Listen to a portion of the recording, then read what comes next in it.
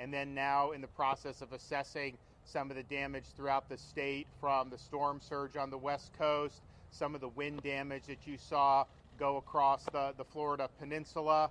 As of this morning, we've had, I know the state has been involved in definitely dozens of rescues.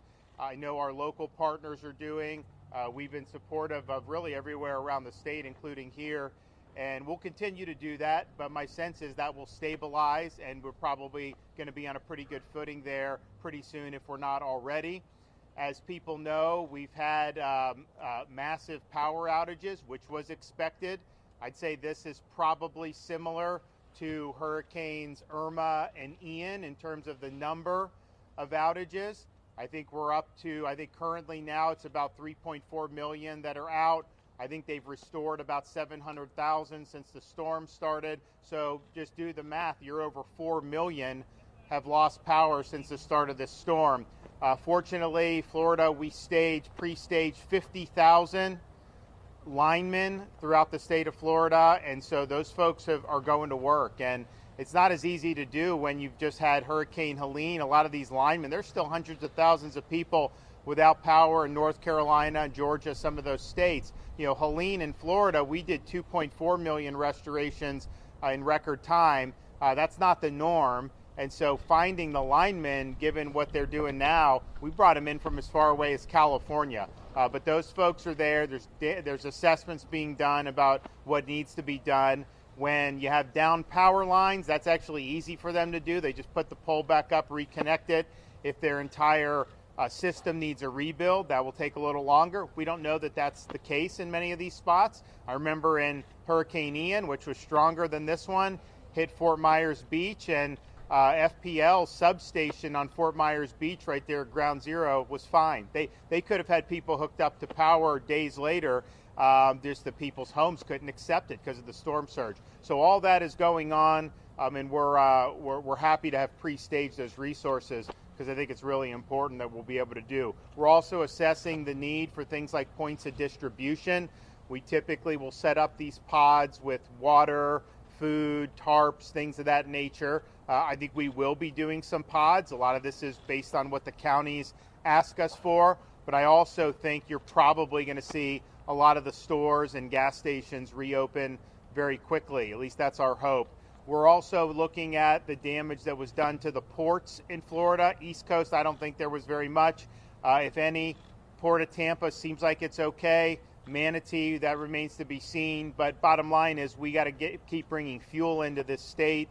I know there's a lot on the dock side still that can be brought out. We've got 1.5 million gallons of diesel on hand that we can use for the state and to help replenish.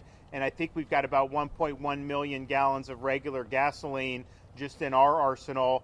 And then we've also deputized the Florida Highway Patrol to escort the fuel tankers with sirens to be able to get to all the gas stations to get filled. I think you're probably going to be okay on the east coast of Florida. Some of the places in the Tampa Bay area, when there was evacuation, everyone was going to get gas, and some people were filling up additional tanks in addition to what was in their car with the gallon containers or whatever they have, which is fine, but just the demand went through the roof. And so these guys ran out.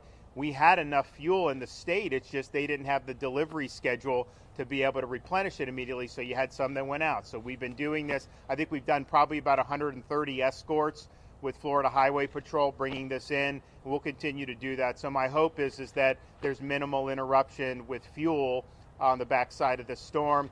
We've had a lot of people have been working very hard. I think, as most of you know, we've been doing this now for 2.5 weeks from the time we declared the state of emergency before Hurricane Helene, and then in the aftermath of Helene, and then we work on Helene for a week in terms of the response and the recovery, and then we got to do another state of emergency for Hurricane Milton.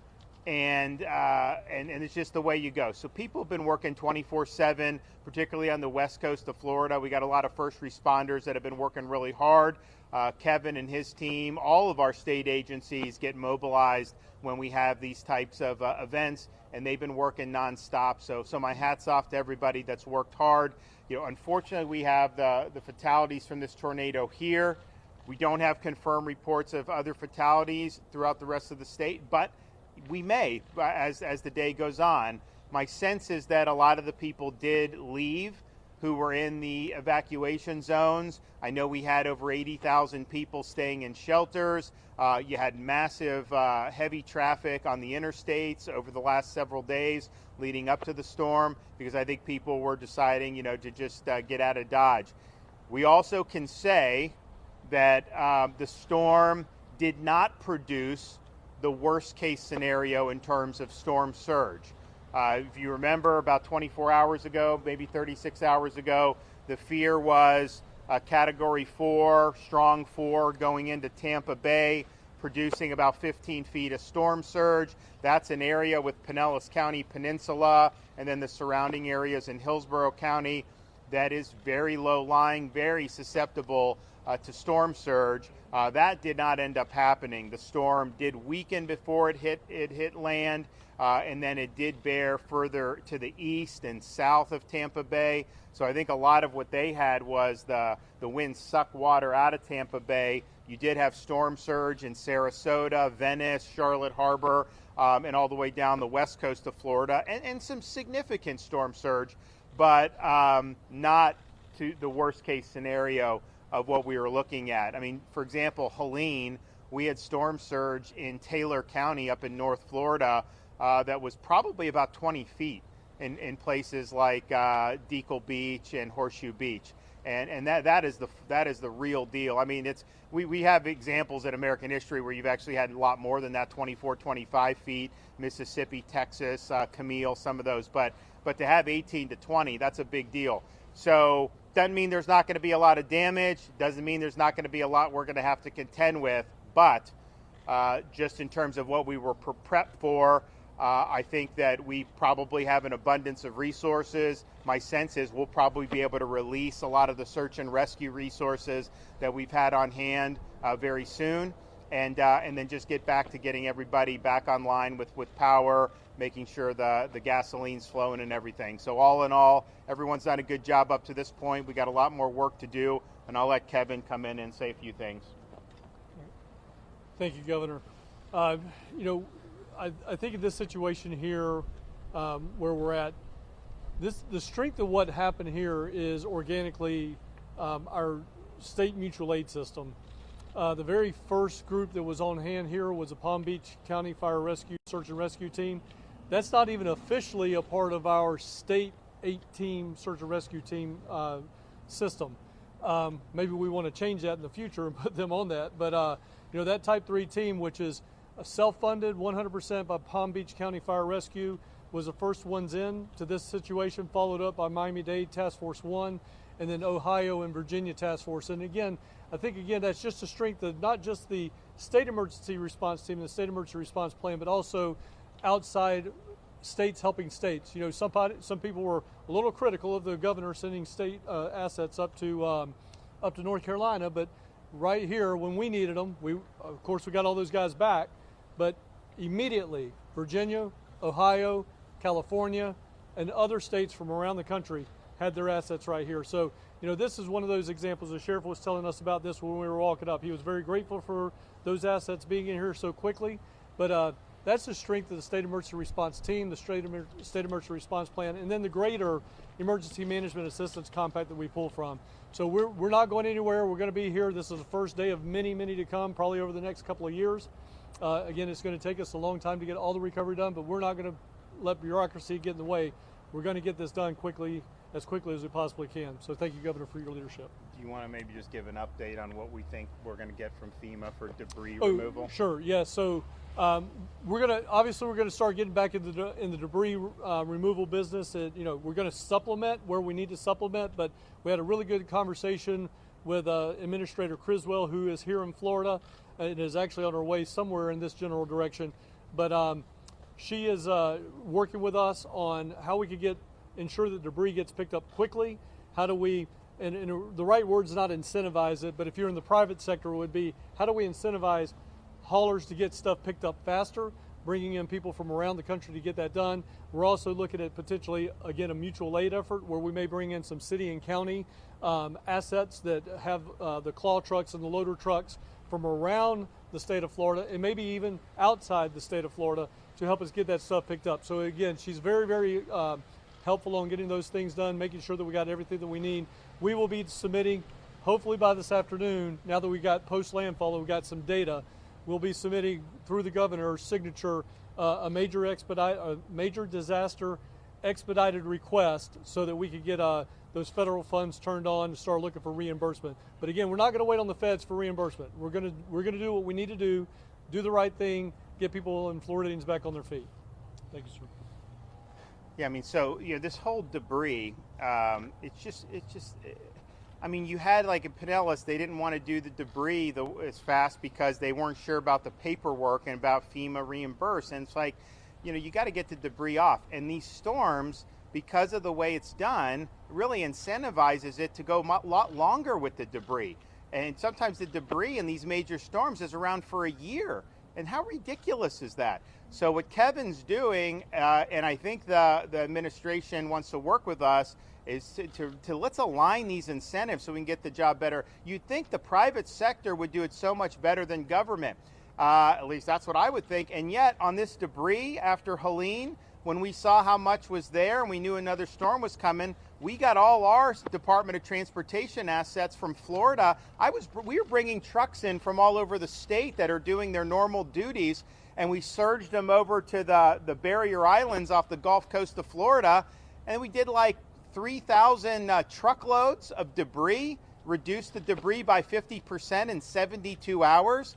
So, and we did round the clock. We had 24/7 shifts going, but that's a sense of urgency. So I just think that, that may be an extreme, like doing 24/7, but I mean, you should be able to get the debris done earlier than that. So I'm hoping that they can do this in a way that's going to make sense so that the local governments can bring their contractors in and clean up the debris. We'll see what the debris was left on this storm. I don't think we have a real good sense about how much compared to the other. I mean, I think the storm surge overall was not as high as the others, but I also think it probably hit, the winds hit more of the Florida peninsula on this. So I think in terms of tree damage, I think you're going to see a lot of that. And then, of course, we had more tornadoes for Milton than we did for Helene. So we'll see how all that shakes out. But I really think, getting a better posture on how they do the debris reimbursements would make a lot of sense, and I think it would move this process along a lot further. And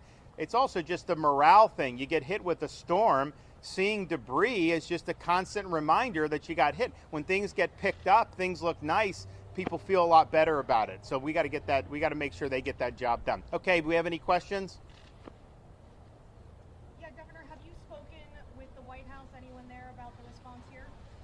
Yes, I spoke with the president this morning, and Kevin was on the phone with me. We were on, the administrator of FEMA was in the office with us in Tallahassee at the Emergency Operations Center, and he said he wants to be helpful. And so if we have requests, he said send them his way, and he wants to help us get the job done. So I appreciate being able to collaborate across the federal, state, and local governments and work together to put the people first.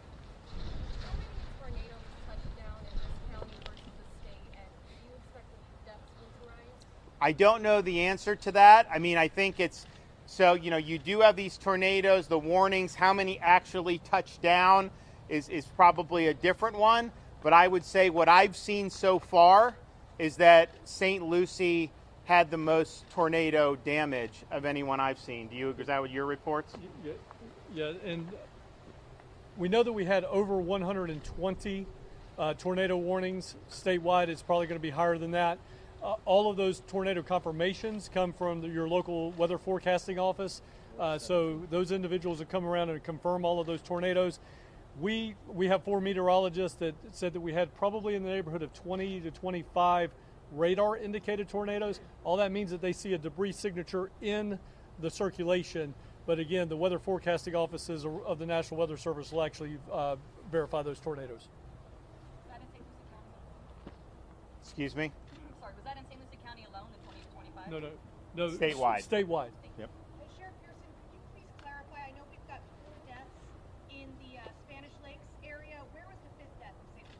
in the same area. As our rescue team is still out there, this is a rescue mission. We're sifting through the debris.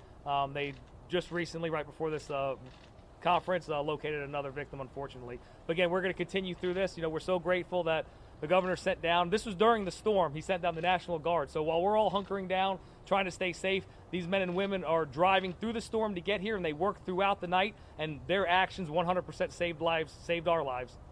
Governor, I know before the storm there was a great concern about the debris from Helene. How much worse did this storm make the debris that was already accumulated? I think that'll be assessed today.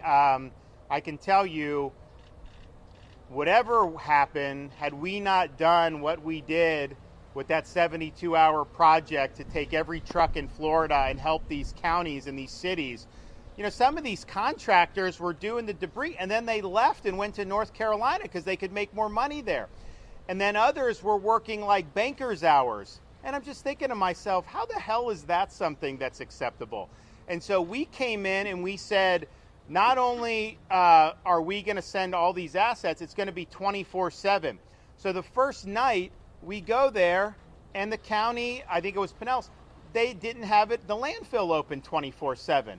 So our guys cut the locks, and we started doing. And you had all these, not just the state trucks, you had private citizens with their Ford F-250 pickup trucks that were loading debris, massive amounts in. So he said, we got to keep it going. Then the next night, there were 2 entrances, and they closed one of the entrances, and there were 300 cars in line. So we somehow rigged that and opened that up. So this is just like, where's the sense of urgency? So it may be that this debris ended up not causing much more damage, but if it did cause more damage, I could tell you, had we not come in and did what we did, you would have had a lot more. And the thing is like I mean, I tell Kevin, I'm like, look, we want to be helpful, and we will be helpful, but you know, the state's job is not to pick up the debris. Like, that's the local community's responsibility. And so this was an extraordinary circumstance where we came in and did it. And I think part of the reason, and I think there was enough debris there that I don't think you could have gotten it all in 2 weeks, realistically. But I mean, there clearly was not a sense of urgency after the first storm hit. And yes, we knew there may be another one. Then they said, well, just a rainstorm, maybe not, this and that. But then by last weekend, by like last Friday, we were looking at it and we're like, you know what, this is real. We got to be serious about it. And then we did the executive order on Saturday. So, you know, but I definitely think we helped things by doing that. And as of now, I'm not sure about structural damage on any of the roads there. I'm going to go over to Siesta Key after this in Sarasota. That was kind of ground zero of where the surge came in. You know, we just repaired one of the roads from Longboat Key up to Anna Maria. Do you know how that's fared? Have we gotten any reports? I have not, sir. So we did emergency repairs on that, got it back open. We'll see. We may have to do some more repairs on that. I think that there may have been some small bridges throughout the state that have some damage. The big bridges we have in the Tampa Bay area, Gandy, Howard Franklin, I know Sunshine Skyway is going to be open if it's not already. The other 2 are open. Courtney Campbell will be open as soon as they move the debris and finish the debris removal. So all being told, you're going to have all those major bridges back open if they're not already. Governor, do you have any ballpark of how many ongoing rescues there are around the state? No, because I think it's, you know, we do our rest. So we've got Florida National Guard, Florida Fish and Wildlife, Florida State Guard, Florida Highway Patrol, Florida Department of Law Enforcement. And they will do their own rescues by themselves. But then we also have the local outfits. So the Sheriff's Department in Sarasota and Bradenton, police departments, fire departments. Sometimes we do joint operations, but a lot of the times if someone calls 911, they're going. My sense would be, and Kevin can chime in on this, we've probably had less demand for rescues on Milton than we did on Helene. Do you agree? Yes, sir, I agree. We do have a number of federal and state assets out there doing search and rescue in addition to everything the governor said. The Florida Urban Search and Rescue teams that are associated with fire departments across the state of Florida. All of those are in the fight. They're all out there actively assessing and looking for people right now. They will do a door-to-door, especially in the landfall area and the landfall path. We've got them stretched from here in St. Lucie all the way over to where landfall happened and all the way up to the east coast or northeast coast of Florida. Once we finish all that, so I would literally, to your question, say there's hundreds of rescues ongoing. But to the governor's point, as we were driving in today, I see Sheriff Chronister doing active rescues in Hillsborough County. I see active rescues going on in Pinellas County, and so on. So they're going on organically at the local level, at the state level, and then the federal teams that are here supplementing our state ongoing response are also here. But I would say, I think for Helene, I think the first 24 to 36 hours, I think there were statewide, local, state combined, there were probably thousands of rescues. My sense would be we're probably in the hundreds of rescues statewide so far. But you know, I think you're going to see, because we had more inland flooding, you're going to see some floods happen in the ensuing days, and you may have to have some people go in and do some rescues there. So I think you may see it be ongoing. Can we have an update from the federal level? Congressman Mass, update us on what's going on federally?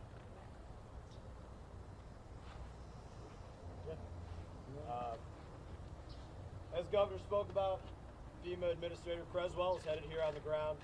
And the only thing I would add to it, Governor's done a fantastic job just being an air traffic control tower for all of this, making sure the old saying, an ounce of prevention is worth a pound of cure. From the governor's office to the sheriff's department across the state, state representatives, state senators, Florida Highway Patrol, National Guard, FDLE, Florida Power and Light, everybody made sure they could do every ounce of prevention, and they're working with FEMA. That's the update from the federal side. They're all working with FEMA. And just so I think the notice for this said that Administrator FEMA was going to be here. That was the intention, but I think her plane got diverted over to Sarasota. So I think she's going to be at our Sarasota briefing when we do that later today. Yes, sir. What damage have you assessed in western St. Lucie County over by unincorporated farmland? Yeah. So the unincorporated farmland is agricultural. We haven't had any really reports of structural damages because it's just that agricultural. Right now we're focusing on rescue missions, and that area is to that half square mile radius there in northern Fort Pierce that we're doing the active rescues in. Everybody else is accounted for, although there's damage throughout the county. The agricultural area, again, is just that agricultural area. So we'll get to that. We're just prioritizing things right now. It's still an active rescue mission. Sheriff, to clarify, were the 5 deaths here in St. Lucie all from the tornado? Yes, we're going to attribute those deaths to that specific area that we're doing active rescues in.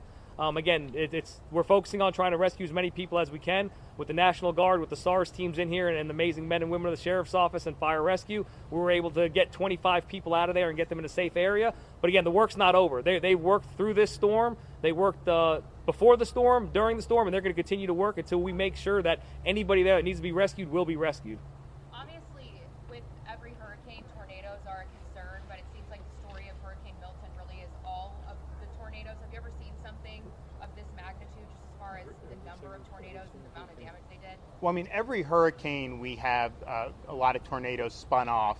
I think we may have had more tornado warnings on this one than the typical hurricane, I would think.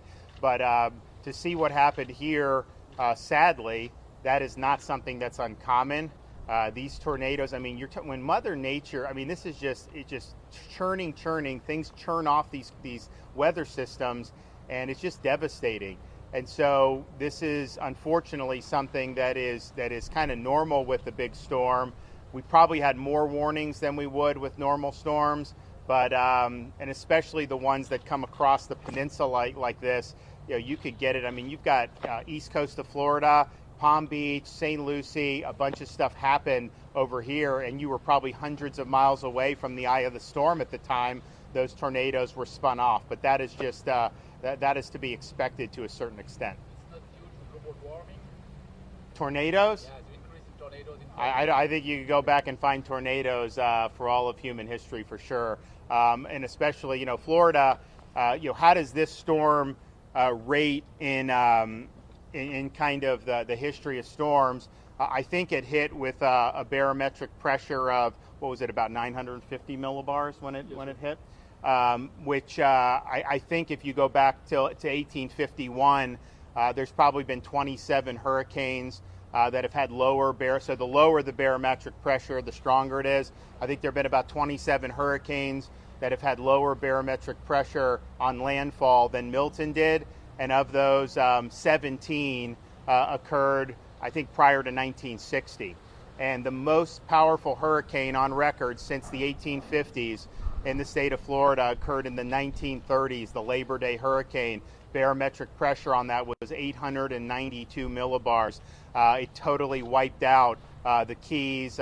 We've never seen anything like it, and that remains head and shoulders above any powerful hurricane that we've ever had in the state of Florida. The most deadly hurricane we've ever had was in 1928, the Okeechobee hurricane, killed over 4,000 people.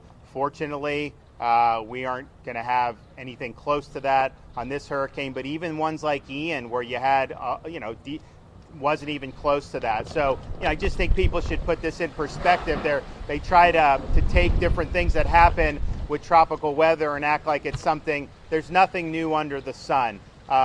This is something that the state has dealt with for its entire history, and it's something that we'll continue to deal with. I think what's changed is we've got 23 million people. A storm that hits is likely to hit more people and property than it would have 100 years ago, and so the potential for that damage has grown. But what's also changed is our ability to do the prevention, to pre-stage the assets. I mean, we never did the pre-staging of power assets until I became governor. Now people expect that, but that wasn't what was done in the past. That's why people would be out with power for 3 weeks when we'd have hurricanes. We thought that that's not good. Now we have to pay to get these guys to come in, but my view is the quicker you get everyone hooked up, the better off the economy is going to be anyway. So why don't we just do that? Having the different search and rescue, having a state guard, all these different things are just bringing different tools to the fight, and it allows us to respond more effectively. So if we had the tools that we had in 1928